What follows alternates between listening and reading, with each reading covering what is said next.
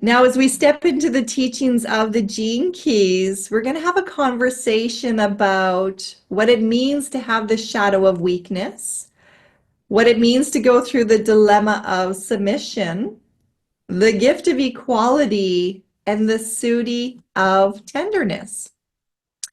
And I'm going to bring the slides down so that we can have a face-to-face conversation.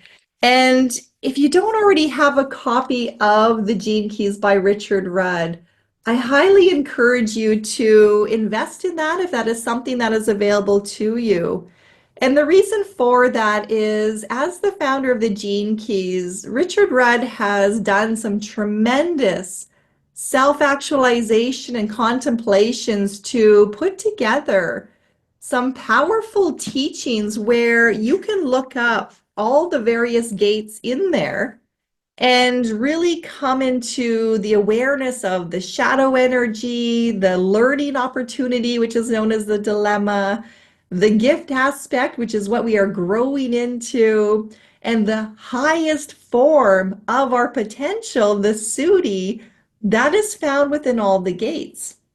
And it goes into some really deep teachings, but the most important thing with human design and the gene keys and the principles of more than existing is that everything is based on your own self-actualization. It is you as an individual that's going to have your own aha moments as you really sit in what the shadow means for you, the gift means for you, how it comes out in your body, how it comes out in the programming of your mind, and what is shifting within your own cellular structure as you are ascending and growing for yourself. Now, when we really look at the shadow in here of weakness, and we consider the fear of tradition and the traditional roles that play out in society, and how that also comes from a fear of a lack of support, we also really see the divide within our world of the masculine and the feminine. So in the teachings of the Gene Keys, Richard Rudd really talks about how we are now in the age of Aquarius. We just shifted into that new age. So that means that the traditional roles that are playing out right now are in a period of switching around. Now, a good way to look at that, or a way that I've come to see that for myself that I'm going to share with you, is we really came into the world in our early development. And we see this in the teachings of human design in your splenic center. So this is all about your body consciousness, but it's also where we hold our primary fears related to survival.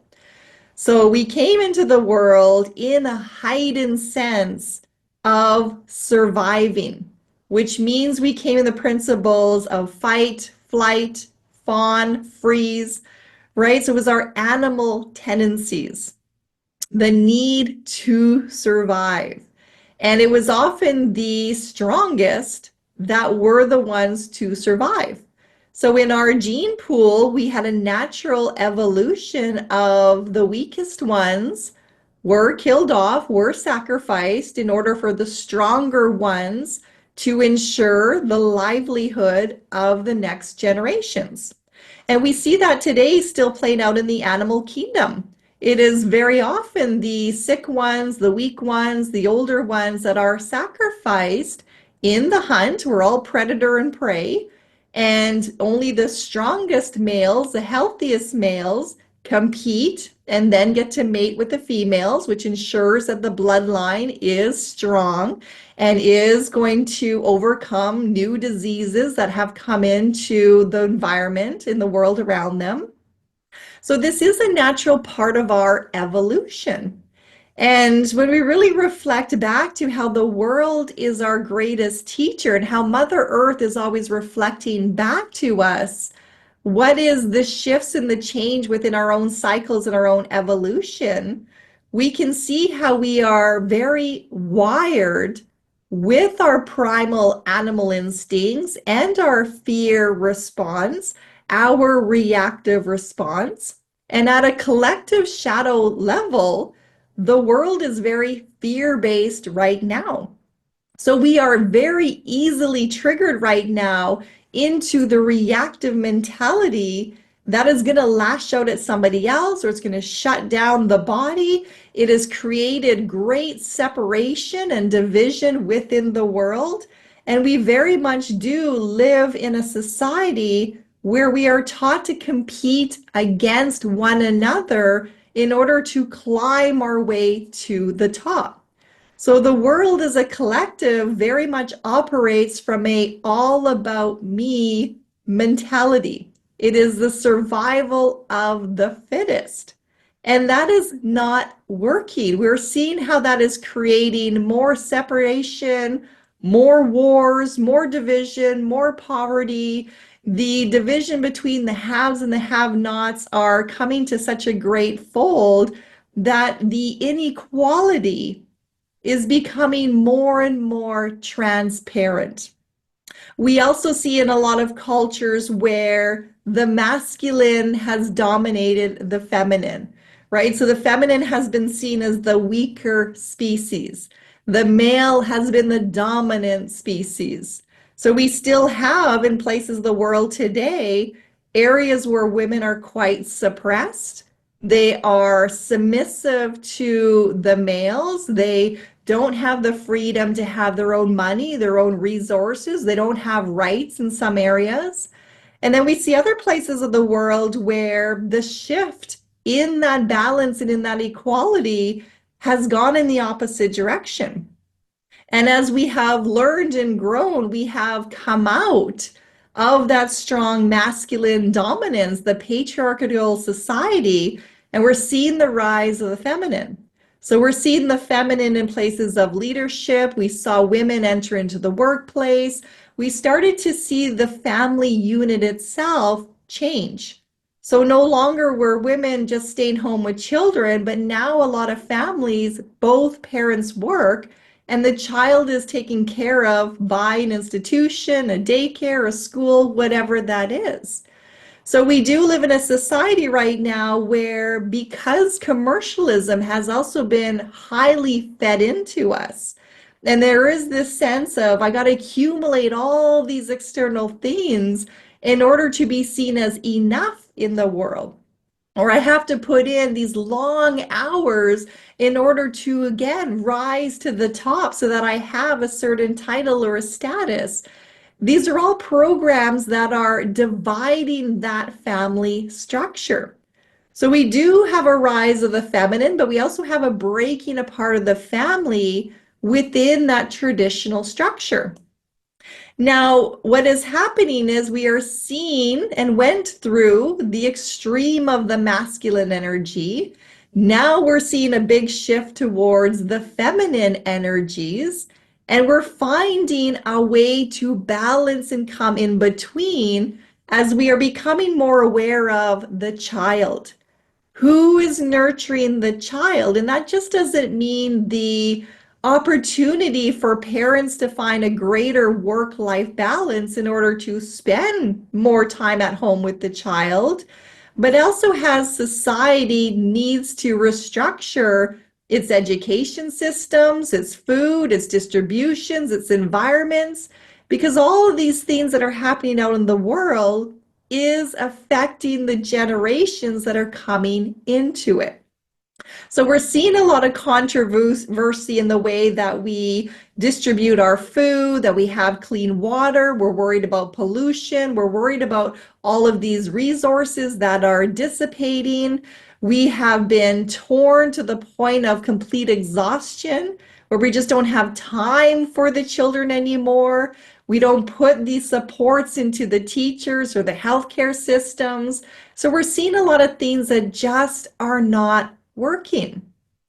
Now, the beauty of that is whenever something is not working, it is inevitable that it comes crashing down.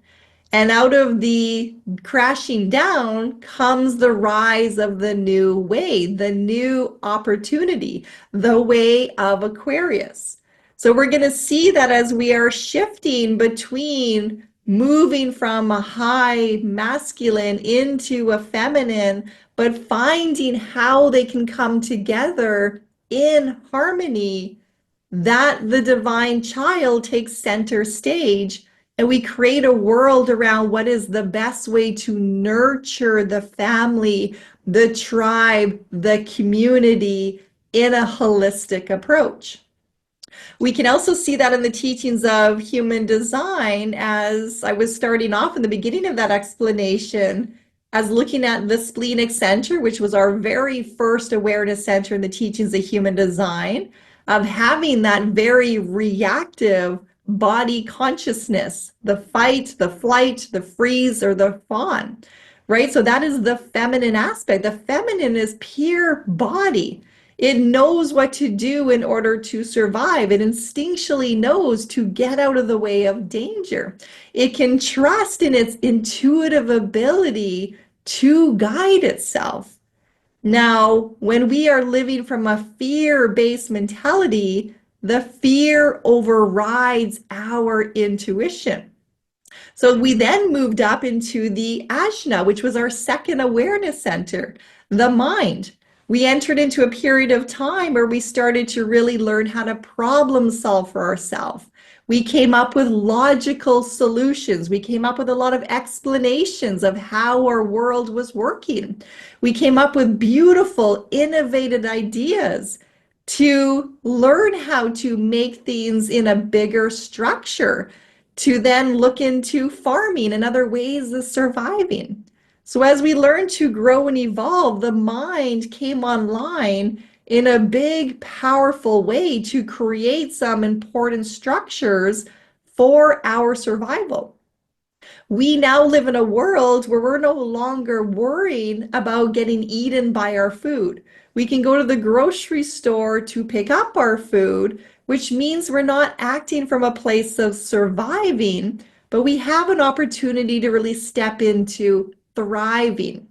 And as we have grown in population across the world, we really have been thriving in our numbers, although there is, of course, an inequality in the distribution of resources within that. But we have brought the mind online. And again, the mind has the shadow energy, the small mind where we think we have to figure it all out. The individual self is leading the way. The mind overrides the wisdom of the body. And that is the definition of weakness. The mind, the masculine, the yang energy, every time it overrides the wisdom of the feminine, the body, the intuitive energy, you have weakness. And the weakness comes through as a state of exhaustion. We convince ourselves to do a certain something, even though our body awareness says no.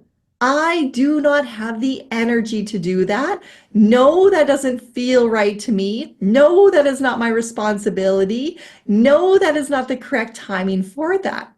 But we have developed our mind to such a capacity that we have forgotten our intuitive nature. We have forgotten how to trust ourselves. So this shift now into the feminine is not a rise of the females. That creates another structure. It simply means that it is a rise of your body consciousness. As our bodies are becoming more and more sensitive to the world around us, we have a heightened sense of our own intuition. So we're being stimulated to become more aware of how our body communicates to us. And we're learning to come out of the mind and to catch the mind that wants to override that and say, no, no, no, I'm intercepting that program, that narrative, and I'm trusting in the way my body is guiding me. Your body sensation is quiet, it is soft, it is gentle until you really start to listen to it. Then you bring that intuition online. It gets stronger and stronger the more you trust it. Well, that's also looking at the emotional center now, which is our third awareness center. where we are in right now during Pisces season.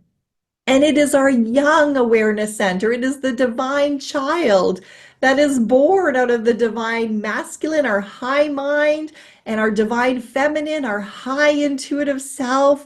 It is the spirit, our depth, our emotion that is arising from that.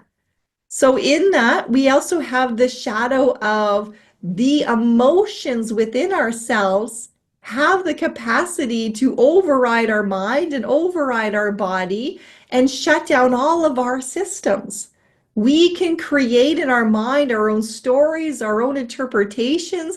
We can drown ourselves in a sea of emotions. We can fire ourselves up in the flares of energy. So we're learning in this very young awareness center the power of our emotional energy, and not to stop it, but to allow it to come out, to observe it, to be honest with ourselves, to not throw it at anybody else, projecting a blame or a shame or a guilt, but really owning, this is how I feel. This is the sensations coming through me. This is what's transpiring at this time. And not trying to put a logic explanation to it because it can't be rationalized. We will always limit it by the barriers within our own mind, but just allowing it to be as it's meant to be. Think back to the innocent child of you that was naturally mad, was naturally sad, was naturally excited, right? So we're learning to return to our innocence, which is the divine child within. So the world has become a reflection of the inequality in the balance of the masculine, the feminine energies. We have seen how the child is now coming in and really acting up within that imbalance, and how it is demanding for better structures to support it.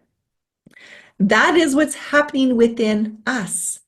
So we have two parts of our brain. One side is the masculine, one side is the feminine. It governs the opposite side. So we're always crossing our energies over. When you look at that into the world, it can be really hard for the masculine to have a conversation with the feminine without all this emotional staticky energy in between.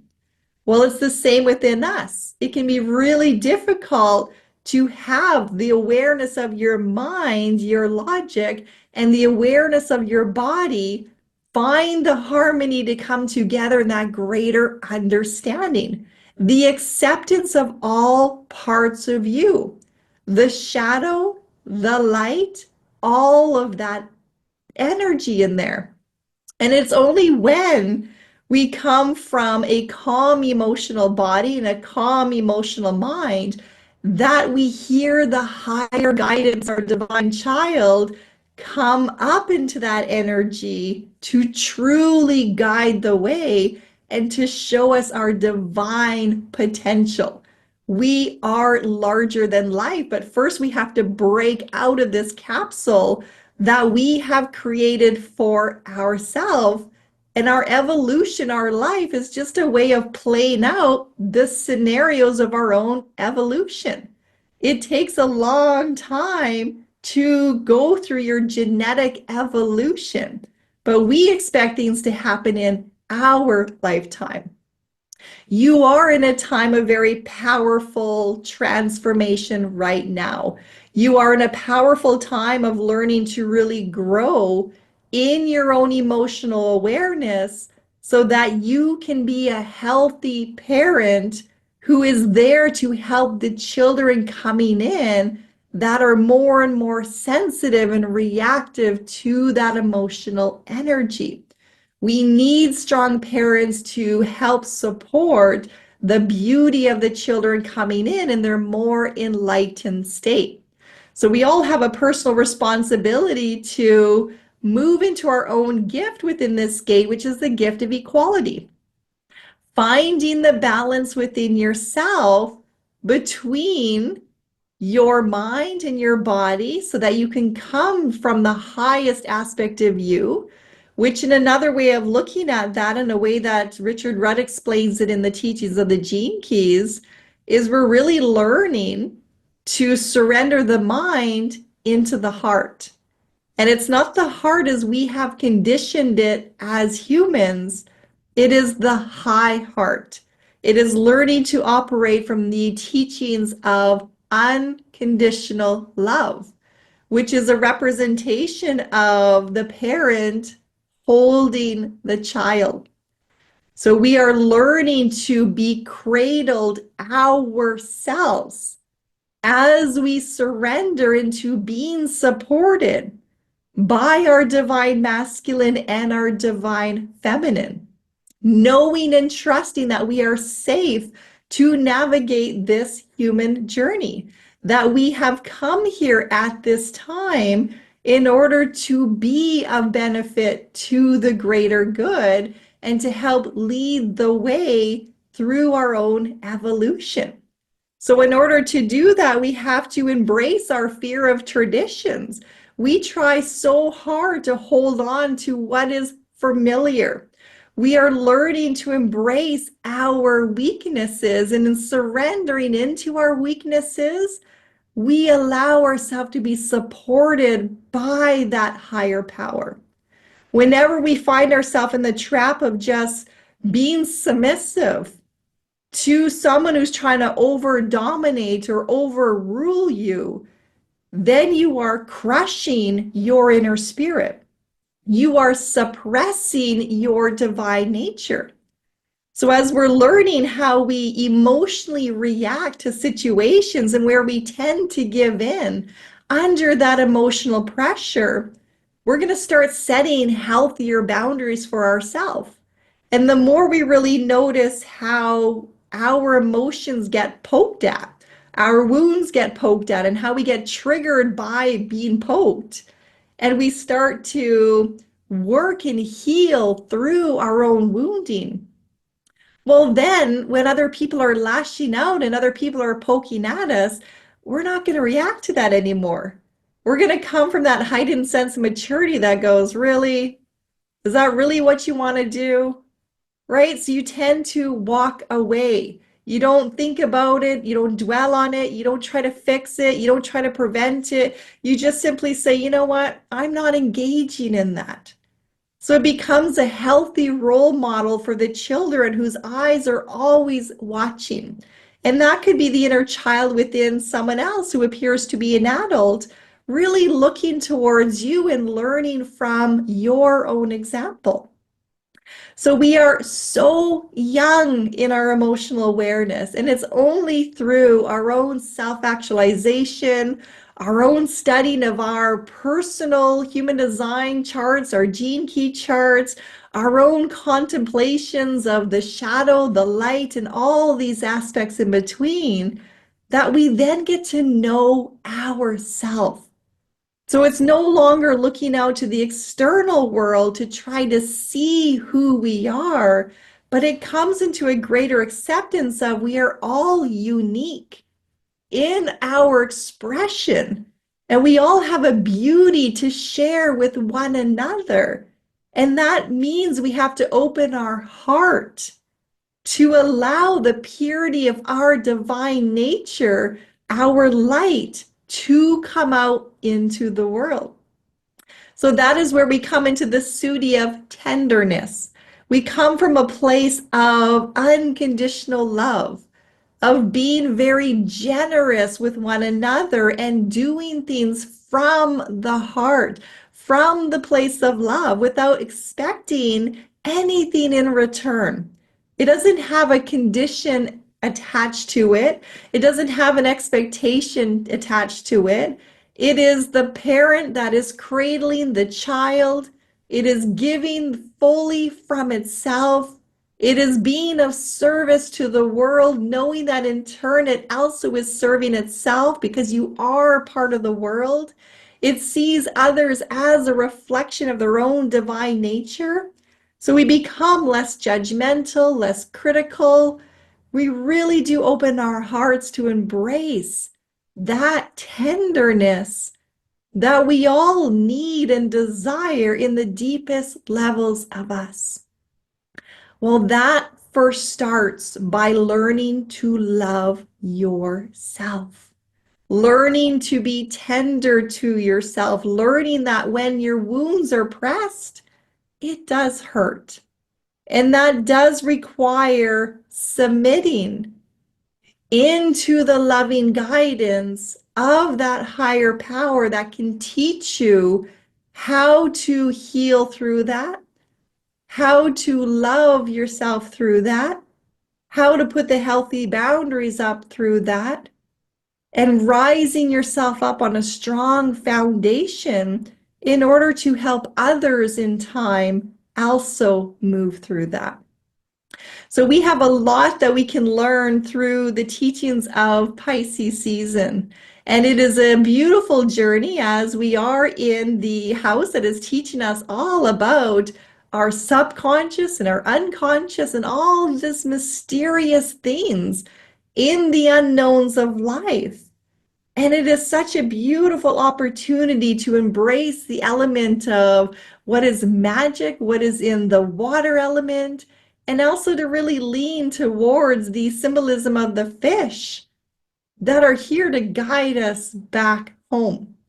So even though it feels like you're going upstream without a paddle some days, you just know beyond know that it's worth moving through the density of our gravity, our lower vibrating nature. It's worth going through that in order to find your way back to your innocence.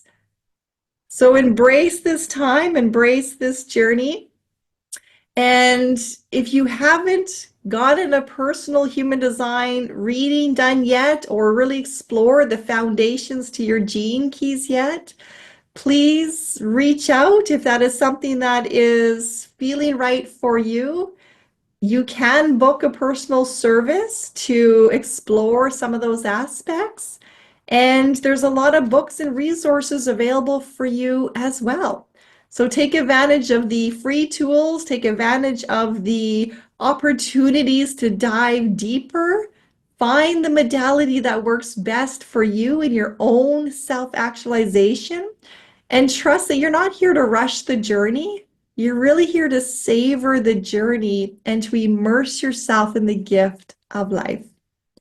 Take care, and I look forward to working with you in our next gate activation as we continue to navigate through the Ring of Divinity. Namaste.